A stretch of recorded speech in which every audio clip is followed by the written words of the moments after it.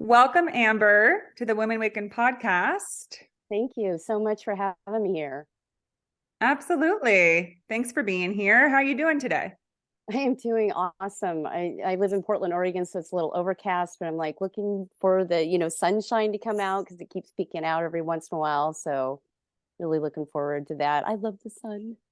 I know we have some here. I'm in Bend, Oregon, so we're both Yep. Oregonians today, and the sun's out, but it's a little cloudy, so we don't know how long it'll last. Yeah. So, Amber, I'm really excited to get into our conversation today. You are an integrative nutritionist, health and wellness Mhm. coach. And it sounds like this path of work that you're on stem from your own experience with autoimmune disorder or disease. Is that Absolutely. is that correct? That's correct. Okay. So why don't we start with you sharing a bit about that, about your story and what that meant for you and how that led you into that work. And then we can get more into the nature of this work and why it's so imperative to really, I believe that it cultivates a stronger sense of freedom, but also autonomy to recognize what's going on with our body and how to feed our body, work with our body, exercise our body in the ways that is best for our unique self. Yep, absolutely. For our bio individuality. Yes. Yeah. So I have had rheumatoid arthritis. I was first diagnosed at the age of 8, so very, very young age. And that put me in the hospital. I was bedridden for 3 months. So once I got out of the hospital, I was literally bedridden for 3 months. I couldn't go to school. They had to bring in a tutor. And luckily, I had known, I mean, this is sad, but luckily, I had already known about rheumatoid arthritis simply because my grandmother had been an invalid with rheumatoid arthritis since she had been 16. So she had also gotten it triggered around the age of 8. But back then, we had no meds, we had nothing to really help her. So she was just like this thin 98-pound board that she could hardly, her body like froze in a certain position.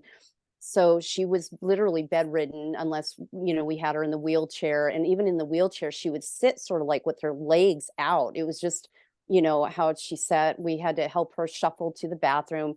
They had to make her some sort of metal pee stick for her to stand and pee, to go to the bathroom and things like that, because she could not sit on a toilet. And so I think that really just helped me with, kind of grasping, okay, that my body's doing something similar to grandma's body. And then when I was a little bit older, my mother then had rheumatoid arthritis triggered, and she was about 45. She was in and out of hospital, specialist, bedridden as well, and she is now disabled with it. So, speed up to about 4 years ago, I was completely disabled. I had been approved for a scooter. I was on full disability, with Social Security disability.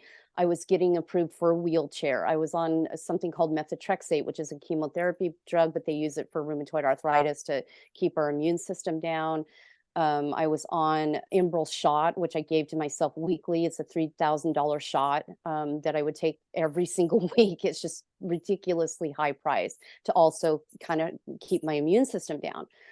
And about, I kept going and I was like, okay, this is getting worse and worse and worse. And I finally hit a rock bottom. And my rock bottom, it was, I also homeschool my daughter while being disabled and all of this. And so I started to slur my words. And what a lot of people don't know about rheumatoid arthritis is we get brain inflammation. So we get severe brain fog, we get some motor issue skills. If I did any tiny task, I would be bedridden for up to 4 months. Or if I, what I call, emptied out my batteries, some people call it the spoon theory. I call it my energy battery levels. Like if I went and did grocery shopping, put away the groceries, did dinner, I could wind up in bed for 3 or 4 days from, getting a worse flare. And so that I was just like, okay, now I'm slurring my words. How am I supposed to homeschool my daughter? So I had hit rock bottom. I'm like, I've had it. I am not going to have this be the end of my story or the end of my legacy. I've got to somehow stop this generational rheumatoid arthritis. And so I started digging deep into connecting dots. I started listening to, functional medicine doctors, the science of it. And I started on something called the AIP, autoimmune protocol paleo diet, or what I call food plan and lifestyle. You eat whole, real, nutrient dense foods. You cut out all boxed or packaged foods. You basically are resting your gut from all inflammatory causing foods. And then you only eat whole nutrient dense foods that don't cause inflammation. So you rest your gut and then you heal it with those nutrients coming back in. And I truly believe that that's what I did, because I did that for a few years, started to cope, started to do better, started to manage better, wasn't crashing as much. Then I started listening to Dr. Mark Hyman, who's a lovely functional medicine doctor in the leading field right now of, like, no, it's all about the gut. Look at the gut and the gut microbiome being off. He really recommended doing time restricted eating, which is where I stop eating by 8 and I don't eat again till noon the next day. Within 4 days of that, my magic combo of AIP diet, time restricted eating, I woke up the 4th day and I just sat up in bed. I stood up out of bed, which is really, really unusual for me because I have an electric blanket. It takes me over an hour to get up out of bed to loosen up my joints, or my life partner has to, rub my hands to get them working again. And I woke up, stood up, and I'm like, wait a minute, that's unusual. And then I was like, wait, I don't have brain fog. And I realized right then, holy crap, my body doesn't have inflammation in it. So the RA disease activity was, down or 0. And from that point on, that day I had went over to my mom's house and was talking to her, and she said, you really absorbed, she was celebrating with me, and she said, oh, you've really absorbed all of this nutrition stuff, that you dug deep and figured this out. Why not sign up to a school? And coincidentally, I had been on Instagram looking at IIN School, which is a New York school for integrative nutrition coaches. And I jumped on, signed up that day, and the rest is history. I've been a long time filmmaker. I've been a producer, writer, director for, since my 20s, but this is my second passion, because my goal now is to help lower my clients' disease activity and lower their symptoms, because there's just so much they don't know. And there's so much that doctors don't know, I think, except for the functional medicine doctors.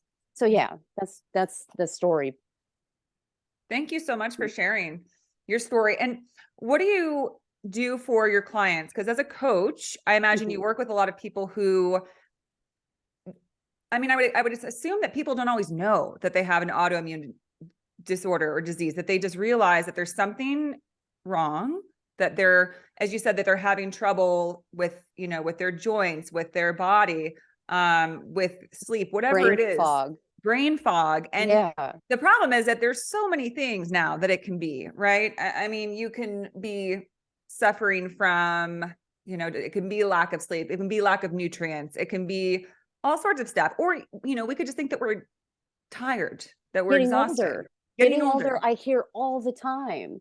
Yeah. So how I approach it, what I love about my particular school and why I went straight for that school only, is because we not only work with nutrition, we work with every aspect of a person's life. So we're talking everything off of their plate. So we do finances, relationships, spirituality, whatever that would look like to them, even if they're atheists, we work with, their home environment, home cooking, social activity and all of that. So we tackle everything, because you could be a runner, have the best, in shape, but still feel tired. You could still, that. And so we'll tackle, like, is your boss making you stressed out? Is your job making you stressed out? My one client just LLC'd a company now, as we've been working with her type of arthritis and getting her a little bit back more on her feet. So that's really what I delve into, and how is that we're looking at the whole thing. We work with their bio-individuality.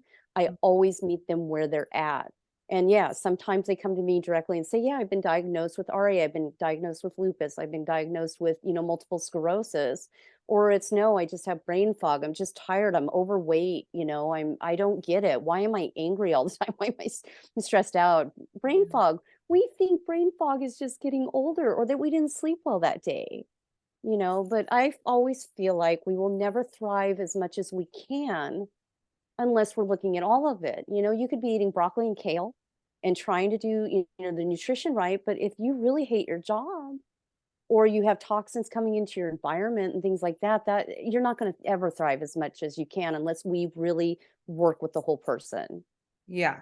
Yeah, absolutely. And it's every individual is different and needs to be seen specifically. And I think that's one of the biggest problems we have with our current medical system, is that medical centers are so overwhelmed. Doctors are overbooked and just are packed with so many clients a day that they need a simple sticker they can slap on and say, okay, this is what you got. Yep. Move for the on. most Yeah. part. And that's not to diminish Mm-mm. doctors. It's just when anyone is overwhelmed, I'm a therapist and I've had jobs where they wanted me to see 8 to 10 clients a day.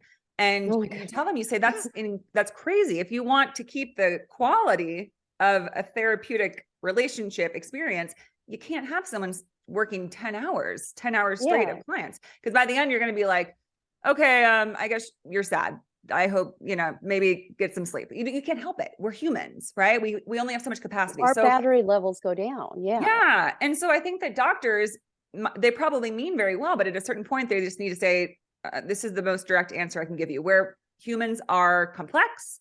Our bodies are very complex. There's a lot of factors. And if we don't look at all of them, we might never get to the root cause. And, you mentioned that, sort of how everything can affect us, even including our spirituality. And I know that you're, open to like the new paradigm of life and don't like to be in the box about things. And I'm a big believer that that we need to start incorporating metaphysical reasons that we're experiencing things. And the fact that we are energetic beings and our energy fields are impacted by our environment, what we eat. But that we're also, I believe that we're spiritual beings and that we're ever evolving and changing. So sometimes what we're feeling in our body is we could be shedding old parts of ourselves, old energy. We could be moving into a higher evolved state. And all these things are going to, in our little human body, we're going to say something feels weird, right? Absolutely. And we're always going to want to jump to the standard medical reason. It's like, oh no, it's cancer. Oh no, it's a Yep. tumor. Oh no, it's Yeah. something terrible. But it could be a lot of different things. Oh gosh, yes, it could be our vibration level off from all the stress. Some of us don't realize that going to work every day, 40 hours a week, and then coming home, and that's where like emotional eating comes in, or a habit, a habitual habit of overeating comes in, because you'll just grab something because you're finally home and you finally go, "Mm," Yeah. and then you grab for that thing. And that's really what I teach, and help my clients with and help them empower with. But yeah, there's so many. We are complex. I always, always advocate for that. I always say that we are complex human beings. The earth is complex. We're spinning on a big giant planet. Right. I mean, it's great. Like, Yeah. wow. Yeah. You And I know? think also, I think that concept that we're just this rock spinning around the universe shows that there's not one solid answer or reason the way that things are. And I think that that's the problem, is that people want there to be. They want there to be one consistent answer to everything. Yep. Yet we all know that the only constant is change, right? The only thing that we can rely on is that everything will change always. But yet Yep. we are in this interesting place with our society where we want to keep these rules and standards and typical norms of society, but we are growing and evolving. We're outgrowing the coat of Always. what we've been in, but we don't want to. So Hmm. a lot of us are suffering for that. And it's causing, I mean, we can tell there's so much tension right now. It's like that before an earthquake where like the plates are like just grinding before the big, or we're starting to Yeah. even feel that final earthquake. So, but my point to that is that we need to start looking at things differently. I think that our medical system in 100 years will be unrecognizable, just like it was Yep. 100 years ago Oh from gosh, now, yes. Yeah, right? they keep talking about it will be more tailored to us individuals, and it will be self-personalized care. And that's really what the functional medicine doctors, when you go to them, they sit with you for 2 hours and take your whole life health history. And Yeah. then they're looking for all these triggers. They're putting it into what they call a functional matrix, and they lay it all out them for you and for themselves. And then they look at these and they go, okay, this system is wonky. Let's work on this. Let's work on this system. They're getting to the root causes. That's where our healthcare needs to go to. Yeah. And that's why, as a coach, as an IIN coach, what I do is I bridge that gap. So, like the doctor, even I'm starting to finally see coaches are being hired by doctors' offices, kind of like a therapist would or a physical therapist would, but we're getting hired into the offices where the person will get their 15 minutes with their doctor. Let's say it's 20, 25 minutes. And then whatever the doctor has told them, they come with that knowledge to the coach right then and there. And they would work on implementing that plan. Oh, you have diabetes. Oh, you have this, or you're showing symptoms of rheumatoid arthritis or whatever. And then that coach would help work with them and bridge that gap that the doctors cannot have the time for. Yes. Yes, absolutely. And that's what we need. And I think that what's also good about this approach is a lot of things. One is that we get to feel more connected with our bodies, and because we get to understand it at a more nuanced, complex level, right? Where it's like, Yeah. okay, it's not just one Mm. simple, we get 5 options for what this could be. There's a lot of things it could be. It's a We're combination of things. ignoring. Yeah, we've been ignoring Ignoring. so many signs and pings, you Yes. know. Yeah. So we ignore certain things. And then where that leaves us is that we're afraid of our bodies, right? I know for me, I Oh, still gosh, struggle yes. with when something weird is going on in my body, I freak out. I want to go to urgent care. I ER, want to say, yes. help me. But it's important to sit with our bodies and recognize that even when we do have an autoimmune disorder, our bodies are never trying to harm us. They are just doing what they're getting messages about what they're supposed to be doing. And sometimes it's opposite of what we need, but it thinks it's right. Yep. Like the body's like, Well, oh, this is what I need to do to help with this current situation in the body. But it doesn't realize that no, that's not helpful right now because it's yeah. mixed signaling and all of that. So our bodies aren't trying to hurt us. And so when something's happening, it's so important to sit with it and listen to it and try to let go of fear, because Yes. fear doesn't help. Fear breeds anxiety, and anxiety just exacerbates any symptom Yep. and Yeah. can make up symptoms. Oh gosh, yes. Anxiety can mimic literally anything. Heart Yep. attack, stroke, paralyzation. You can think Yep. that your head's going to explode from anxiety. I know. So we don't want to get to that level. But when we don't understand our body, when we're not educated about, hey, there's a lot of different factors that result on your gut health, your heart health, your lung health, your nervous system, all of these things.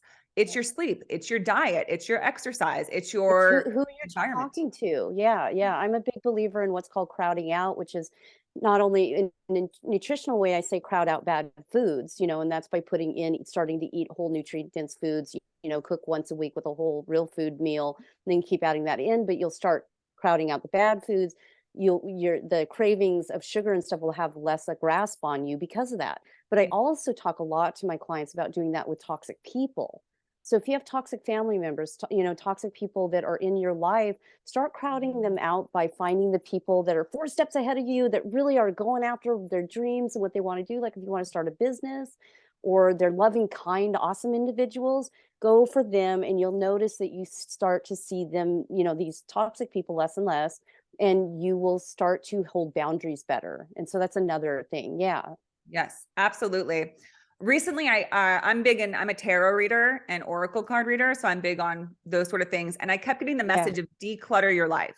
And of course, the first thing we think of is physically. And I Yeah. was thinking, I live in a furnished place. I'm basically a nomad. I have like one suitcase. I don't even have enough clothes. How can I declutter? But then it came to me, I was like, I don't think it's stuff. I think it's energy. I think Yep. it's energetic people. I think it's preoccupations in my mind. It's things, because when we don't release things, we are cluttered. And then I think that also affects our health, is when we have too many things on our mind that's weighing on Yes. us, that's energetically cluttering ourselves. Because when you clear that all out and you're like, this is done, I don't need to hold this here, I don't need to have this worry on my mind, and we Yep. let it go, it leaves space for the new to come in, to feel fresh, to feel energized, to feel healthy. Yeah. And, there's a lot of people believe that any sort of disease that manifests in the body comes from deep held emotions that aren't able to be expressed, that manifest and become this tumor to the body. Yep, that's why I really want to read the book, The Body Keeps the Score, because it's all about, from what I understand, it's an amazing book. And Yes. it's about how when we hold those emotions in, how it goes to and what yeah. Yes. Yeah, absolutely. So I think that sounds like that's what you do. I mean, if you're working with people on their nutrition, health, and wellness, then you're saying, hey, let's look at you as a whole person. Let's look at Yes. your history, your story. Yeah. What might that mean I about the take their trauma? whole life history. Yeah. Yeah. I take a 2-hour talk with them, and really like a functional medicine doctor would. Yes. And that's beautiful, because again, then that empowers people to feel that they can understand their body, not judge it, not judge Yep. their ailments. Because No that's another shame. thing we do, is we have a lot of shame and judgment, like, oh, I can't sleep, or oh, I always struggle with this or that or the other thing. I can't, my weight is never where I want it to be. Whatever it is, we feel shame, we feel Yeah. upset about art, rather than getting curious and saying, okay, how can I take a look at this? Yep. But that's another thing in our society, is that we're big on quick fixes, right? Yep. Whether it's feeling good really quick, or taking care of pain really quick, or, all right, doc, Yeah, I need to get back and work tomorrow, so fix this up for me. And so they just give us meds. So that's sort of my focus with the idea of women waken. To me, that represents the divine feminine.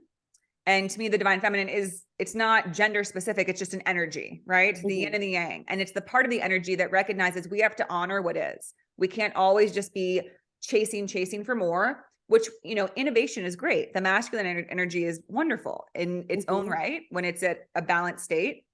But when you are always just building and never honoring what is, then what is, like our bodies, get left behind, and they're sick and they're depleted and they're diseased. And that's where we find ourselves. Our world is riddled with disease, and it doesn't have to be, Yeah.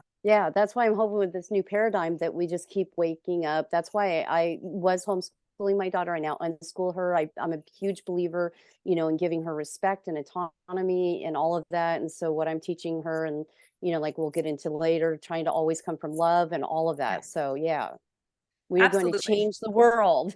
Yay, right on. That's what this is all about. Yeah.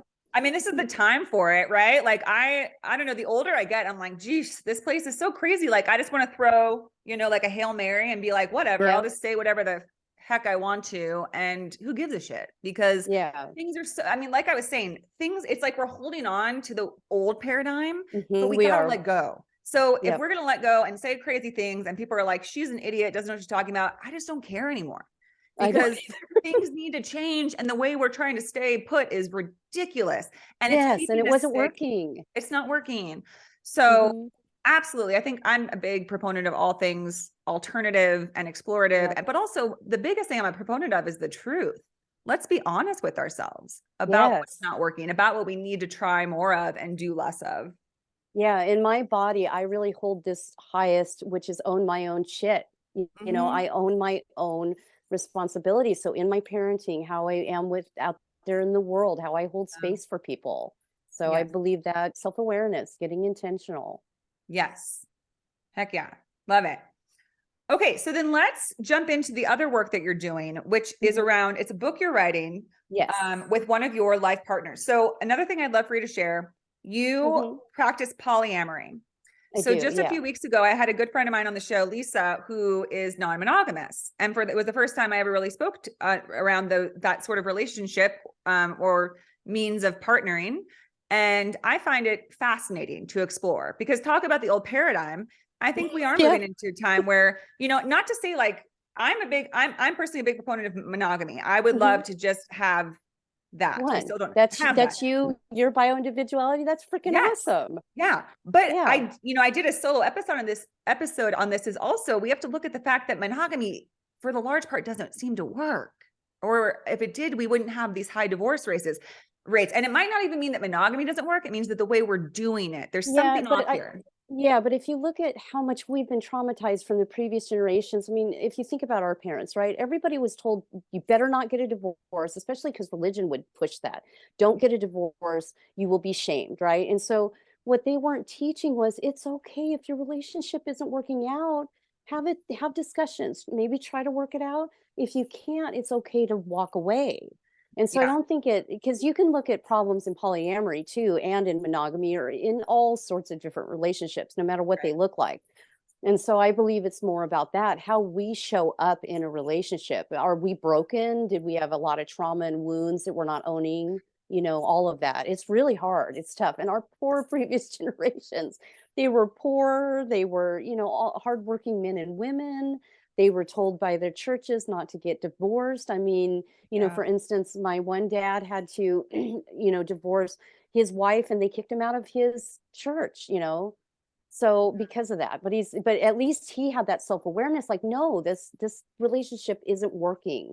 So, Yeah. And so it's like, I mean, it's one of the biggest questions we can ask, because relationships are one of the most powerful things and amazing things we can do. And I'm a big believer that we do some of our biggest growth in relation with others, that life is all about relation to others. There's definitely time to be on your own and do your own inner work, but it's when our growth really happens when we're reflected by another, because that's what happens in relationships. You are mirrored by another. You have to see the truth of yourself that you don't always notice when you're just on your own, right? You know, you can do a ton of inner work and be like, I got this, I'm good. And then you go on it, you know, you start dating someone, you're like, what the heck? Well, like, yeah, and you still a have to mess. decipher. I know, and you have to decipher, is it them or is it me, and what do I need to work on? Yes. It, you know, Yeah. it really is. Yeah.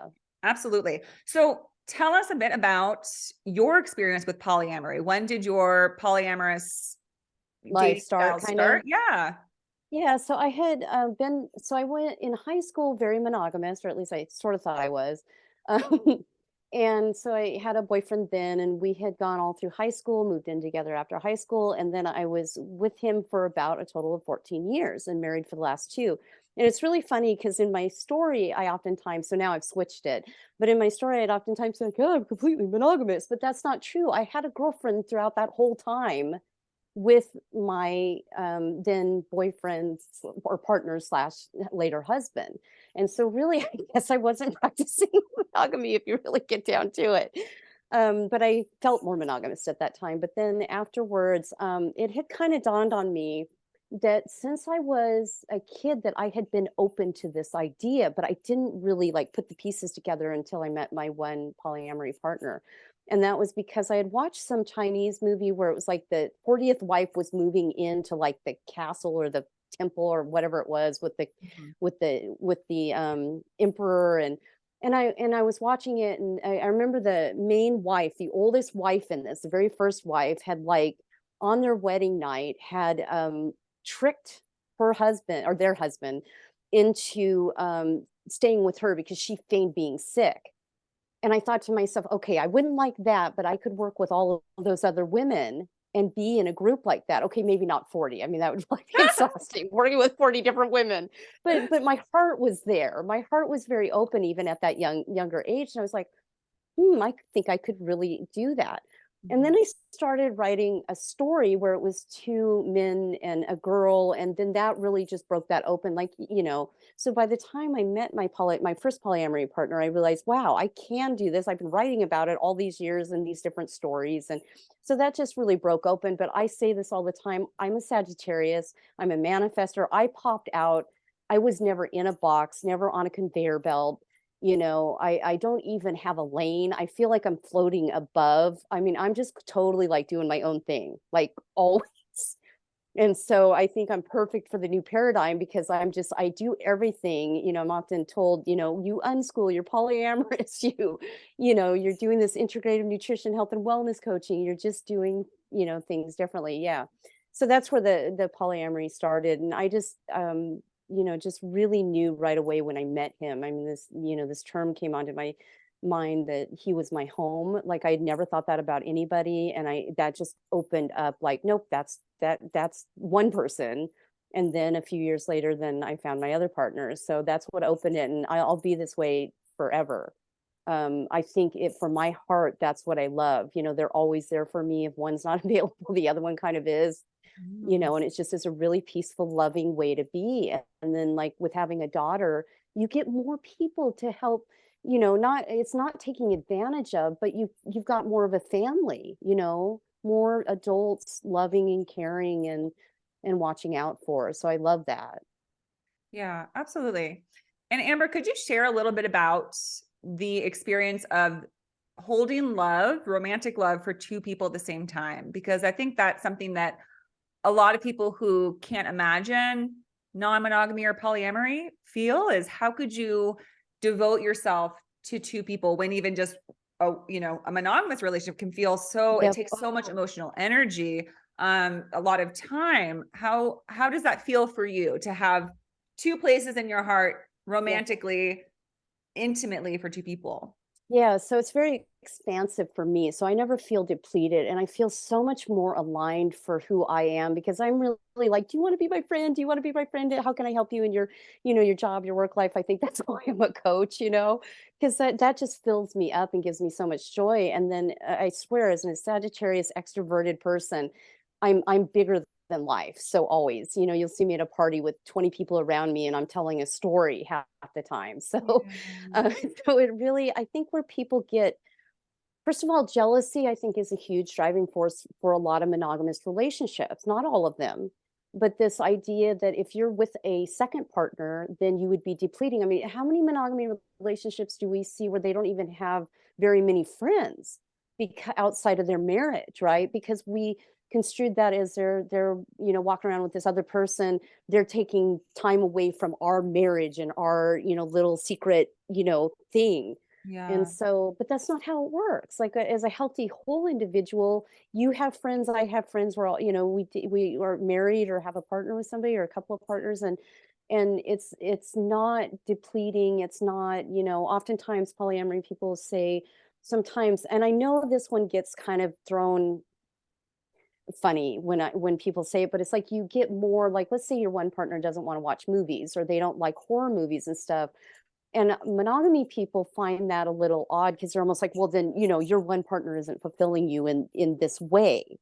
And so you have to go look outside, but Yeah. it's really not that. It's about expansiveness. It's about just, I never feel depleted.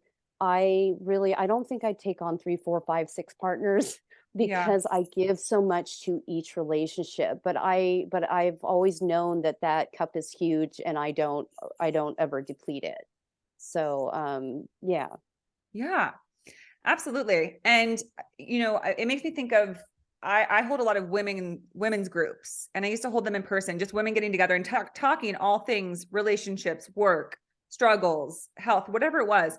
And we're talking about partnerships, and we're talking about how it can be, this person had a new partner and they absolutely adored them, but just like any relationship, there are some things that were missing.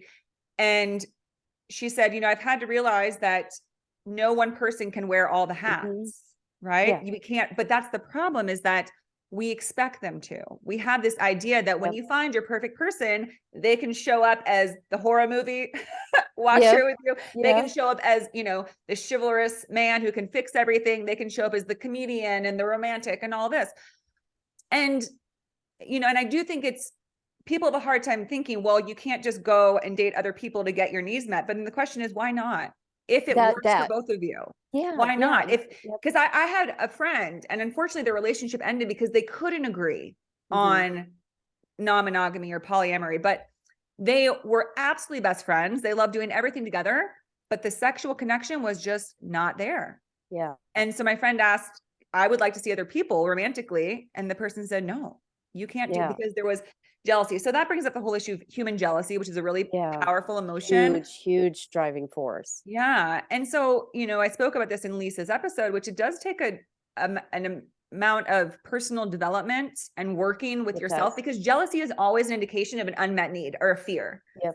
right? It's like, oh, they can't do that because that means that they're not attracted to me, or they're more attracted to somebody Absolutely. else, Yeah, yeah. right? Yeah, and But you really have to own it. You have to yes. own when even in polyamory, we get jealousy, but Yeah. we self-reflect hugely first before, Yeah. oftentimes before we'll even, bring it up. And then because what we're Yeah. looking at is, am I really is my other partner really spending time with this other person too much and I'm not getting, like you said, a need met? Well, that's a Yes. logical thing. We just ask for more time. So in Yeah. polyamory, communication and being honest is beautiful. Yeah. That's what you need the most. Yeah. And that's what we need in every relationship. Yes. And Yeah. I think that, unfortunately, I don't want to say it's just a monogamous relationship, but I think when there is a set standard, like it's just the two of us, we're exclusive, I think sometimes they won't even have these conversations around, hey, I'm having these feelings. I'm Hmm. actually really attracted to this person. You see it all. Yep. I was just watching a show last night where some guy was looking at some model on Instagram all the time, jerking off in the bathroom rather than being with his Yeah. wife. And that happens Yeah. all the time. All the And I'm not time. saying that means they need to be polyamorous, but people tend in standard relationships often just won't talk about these things. And therefore they go without being able to act on the things that they're sort of like repressing things. And I think it's a bigger conundrum, right? Because again, not everybody is meant to be poly, Hmm. but but then that usually breeds when there's unmet desires, that creates distance in a relationship. And again, of course, we see that all the time in standard monogamous marriages is that people are, you know, under the surface, there's a lot of unmet needs. And Oh gosh. Yeah. You know, judging our, you know, if we're monogamous, judging our other person because they're not giving us our met needs or our unmet needs and things yeah, like that. And so then that creates resentment. And then you go years and years, either you stay together, or there's an ugly divorce, you know. So I just think polyamory, it feels like to me, we really learn communication and yes, journey, you know, and jealousy. We learn how to self-reflect more. We learn how to work with multiple people, you yeah, know, in this way, you know, and respect our partners and things like that. So yeah, it's huge. yeah. Absolutely. I think it's such a fascinating topic. I don't like to claim that I know any answers or, you know, I don't like to point fingers. I don't think Mhm. anything's wrong per se. I think we just need to observe what works and what doesn't. And Right. why? Yeah, and why? And Yeah, why. yeah. Because I will never say, you know, oh, you shouldn't ever be monogamous. There are, you Right. know, geez, our bodies are built to like be with one person. You know, our Yeah. DNA, our survival, our caveman brain is literally telling us to like go procreate, procreate. You know, and so there's Yeah. that driving force as well, which I think we're finally breaking out of too. But Yes. yeah, for me, polyamory was like it opened up. Like, okay, I finally feel more settled and better. So monogamy Awesome. was never Yeah. wasn't in And how my. fantastic to give yourself the opportunity to discover that about what Mhm. makes you feel the most free, the most comfortable, the most at peace and at ease with yourself. Because a lot of people don't Yeah. get there. And I love my particular, whatever we want to call it, makeup energy, you know, how many times I've been on this planet, whatever it is, but that I was writing a story this whole time to help me get there because it was like I was sort of like subconsciously like, Amber, you know, there's this, you'll be better over here. You know, Yeah. I have healed so much stuff. I mean, you know, I'm a much different person than I was with this other person, you know, coming out of high school. So, yeah, it's just amazing. Awesome. Awesome journey. And then Amber, how did this lead you to write this book, Always Come from Love in everything you Mhm. do and say with your partner? Yeah, And yeah. what inspired that? And what does that Even to mean? yourself. So, What's that? yes. Oh, so it's always come from love and everything you do and say, even to yourself or even for yourself. Yeah. Okay. Sorry, I missed that part. Yeah, I know. I've got to figure out if I need to tweak that title a little. It's a big loggy. But yeah, how that came about was so I've always throughout my journey have been really self-reflecting and self-aware and owning my own shit as we've talked about. Yeah. And so I've really come into a place of, you know, how do I want to show up in the world every day intentionally, you know, with every single step. So I really got intentional. And so I was kind of learning about that. But one day I was, you know, over at my one life partner's house and he was very frustrated because his computer, like, you know, there was a charge that he didn't recognize. So he's trying to figure that out. And I was standing there. So I had been there for a few minutes. And his wife came in the room and she said, "Hey, I'm home. Let's go watch a movie." Because he had texted her and said the three of us were going to watch a movie. So typical thing, you know, that, you know, for us or for us polyamory people. So, but what I noticed is how fussy he was. He wasn't mean, he wasn't angry, but he was fussy at her.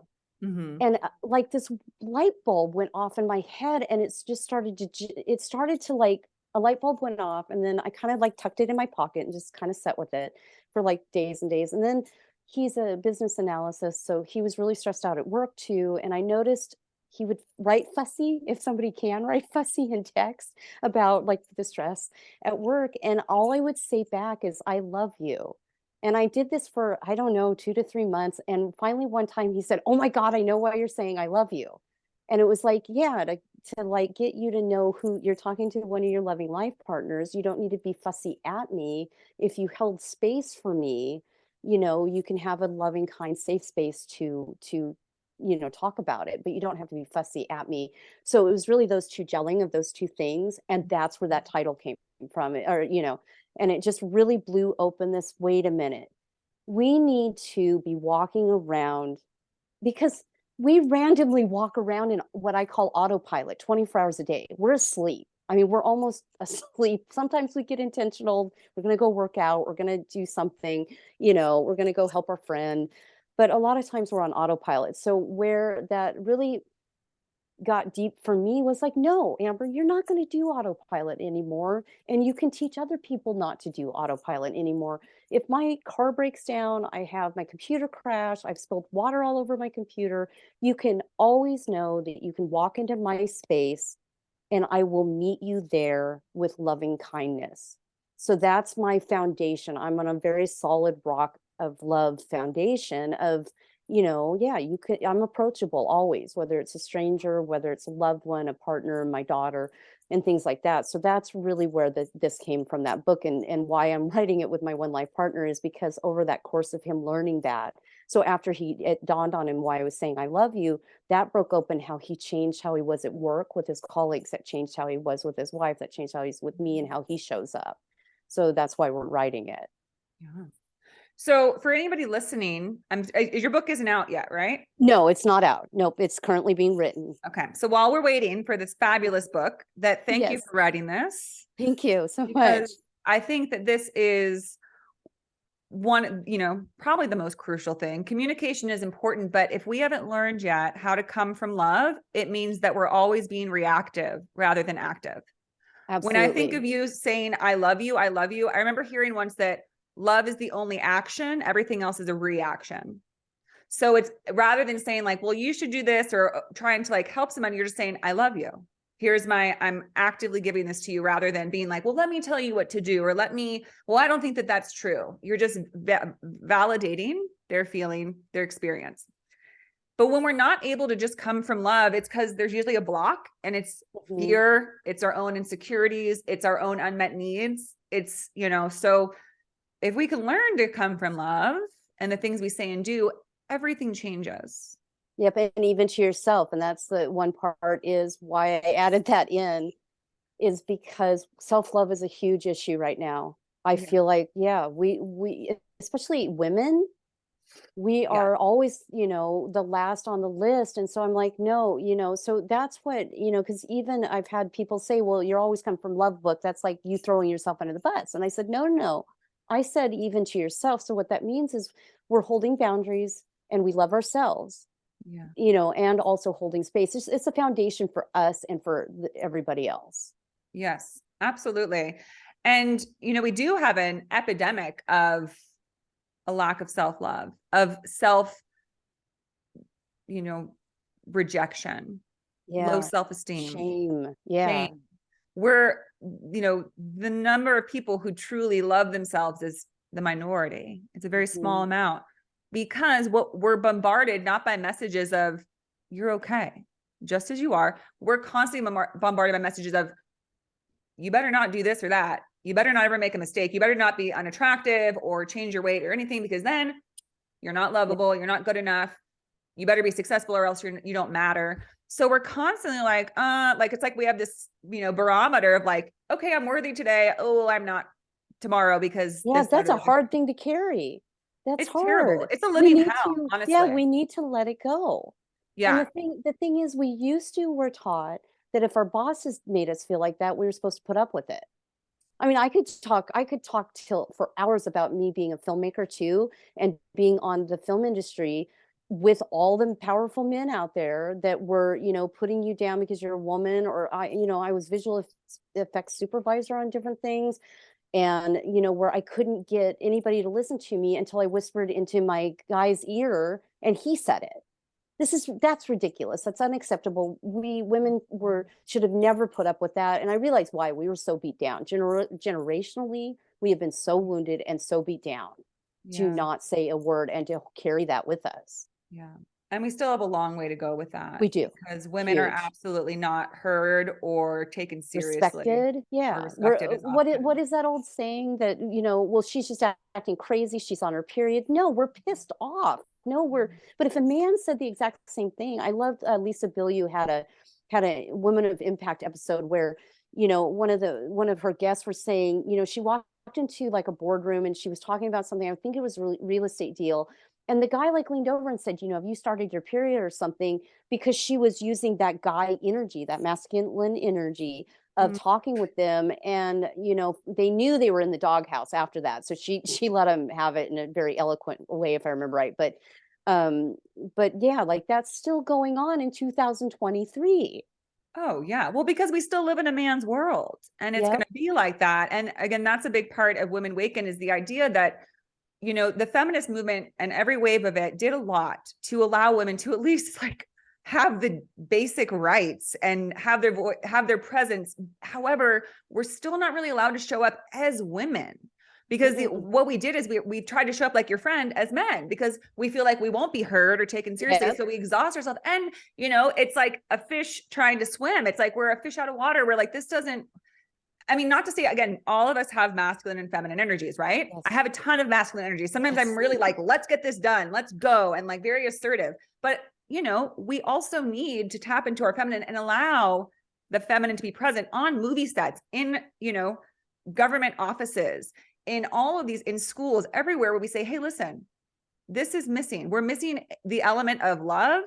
We're denying our souls. Yeah. We're not in touch with life, and we're not honoring or respecting life. Right now, if you say that in a boardroom, people say, Oh, get the fuck out of here. We don't have time for that shit. That's woo-woo shit. That's flaky shit. Shut the fuck up. And that's been the case forever, but it's still the case. And it's what I think it is more of, like you said, building the new paradigm. It's because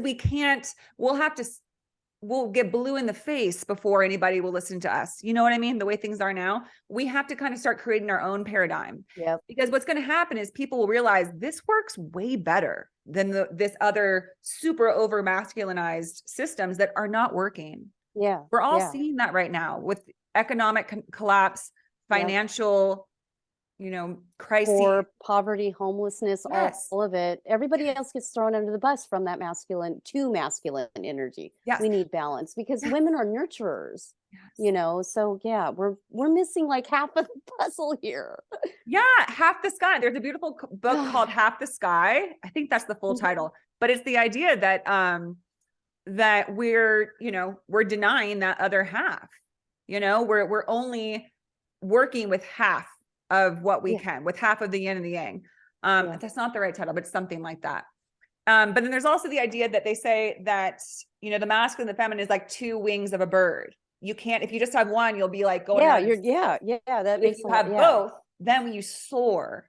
And that's what we've never really done as a species. We've always been over masculinized, or, you know, there's talk of, in other ancient societies, it was actually very matriarchal and all of that. I think that still worked a little bit better than what we have now. But here was the problem, though, that I have read, is that in matriarchal societies, it's the same thing as now. The men started to feel like, well, what's our purpose? We need to create a new society where we both feel at our divine fullness. We feel our important, we both feel our place in importance, in that we all matter, that we are all loved and taken care of and seen. Can you imagine what the world would be like if we get there? What it's going to be like when we get there. When we get there. Yes. It's going to be amazing. It's going to be amazing. But a lot of things are going to have to crumble, because just as we were saying, the current ideas about the way that things are just naturally are falsehoods that we will be moving away from when we embrace these new paradigms and concepts. And it's scary to let things fall away. We hold on, you know, because we are a fearful people. We haven't embraced love yet. You know, I often speak to the fact that love lets go and fear holds on. We're all holding on for dear life right now. Every single one of us. Please, God, don't let me lose someone I love. Don't let me lose my financial stability. Don't lose my job. Don't let me lose my looks. Don't let me get old. All these bargainings that we have no power over. We're all going to get older. We all are going to face struggles and health issues and financial troubles. We don't know how to trust in the universe or in ourselves or in life. And that's the feminine principle, is that you are always taken care of. Always. Even in your darkest times, you are not alone.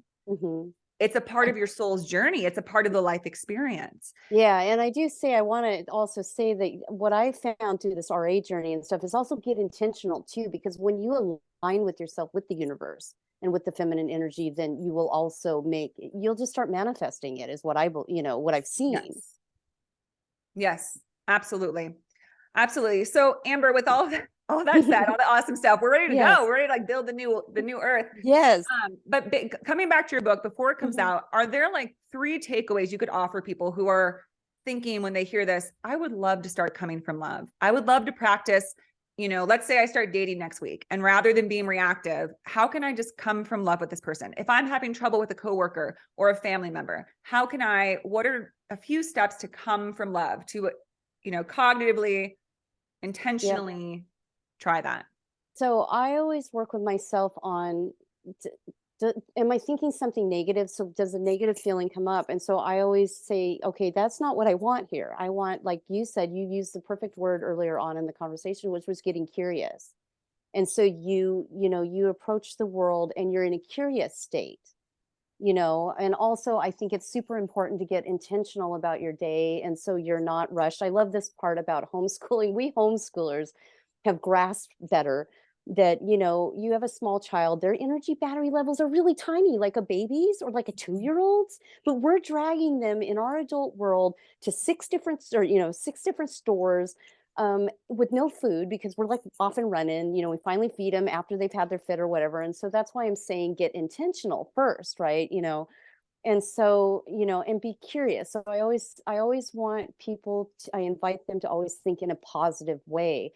So you get curious out there in the world. So you meet a cashier that's maybe rude. You get curious. You just hold space. I'm a Taoist, so I believe very much in that the rain is neither bad nor good. It just is. And Mhm. that's just another way of holding space, right? There's people out there all the time. They're like, oh my God, the rain, it's terrible. I hate it. Oh my God, I love the rain. Just it is. It's that. The other biggest thing that helped me with the always come from love was to read 2 books. One is called The Untethered Soul and The Surrender Experiment by Michael A. Singer, who really looked, he was going to college and he looked inside himself and was like, what is this annoying voice that goes around telling me, oh, that person's shirt's blue and I don't like it. Oh, that person's car is white and I love it. Oh, million, however many hundreds of thousand thoughts we have a day running through our head. It's about quieting that ego down. So really it is about getting intentional and getting our ego to quiet down. The surrender experiment, oh my goodness, and the untethered soul really helped to do that. And I will always advocate for people to read that book, especially and with my book, because I think it even kind of completes a whole circle of this thought. So that's another way. And then really starting to learn to love ourselves, and either taking courses or classes in it, and getting real, like, really, do we need to be getting down on ourselves? Like, how does that serve us? So really thinking about, what does this serve? Does it serve us? If the answer is no, drop it. Yeah. That's huge. Yeah, absolutely. And what I like to offer to people at that time, because I've struggled my whole life with that, because when you have early life trauma that makes you feel like you don't matter or you're Yeah. not good enough, you kind of there you have like your inner Eeyore where you're like, I Yeah. knew it, nothing was going to work out. And you almost get kind of like a pig in mud. You get a little comfortable with feeling bad. It's like Yep. it can almost feel harder to feel good. It's like I'm just going to sink back down into my little, bog of self-pity.